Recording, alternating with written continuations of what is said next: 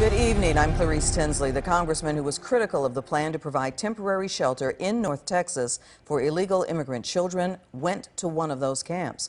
First on Fox 4, Natalie Solis at the shelter near Waxahachie with Congressman Joe Barton's visit. Natalie. Clarice, reporters and cameras were not allowed inside, but the congressman did spend about an hour on site, and he did share his observations. He said he saw kids exercising, eating lunch, taking classes. He called it a compassionate way to handle the influx of undocumented kids. That is, until laws can be changed. This is a church camp, so it's not a prison. It's not designed for this. So we're going to go in and see. Republican Congressman Joe Barton in his district on his way into the faith-based Lakeview camp about 10 miles north of Waxahachie. Well, welcome to Ellis County. Little to say on the way in, plenty to say on the way out. So this is a way to get into the country, turn yourself in, and then be allowed to stay. And until we change that system, you're going to have this problem. More than 400 undocumented teens from Central America arrived at Lakeview Friday. 28 are girls. Another 200 teens bussed in by week's end.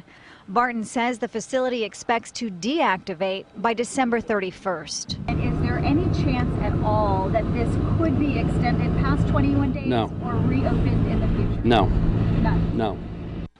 Barton says temporary shelters provide a compassionate, low-cost way to deal with the influx of kids rather than spending tens of millions to build more permanent facilities.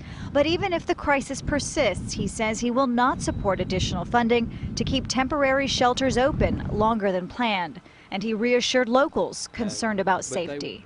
They are not a threat to Ellis County. One adult sponsor for every 8 kids and off-duty Ellis County Sheriff's deputies guarding the perimeter. Now, Sheriff Johnny Brown here tells me that all of the deputies who are here guarding the perimeter, they are all off duty, which means no interruption of service for the folks who live in this area. Now, this isn't the only North Texas facility.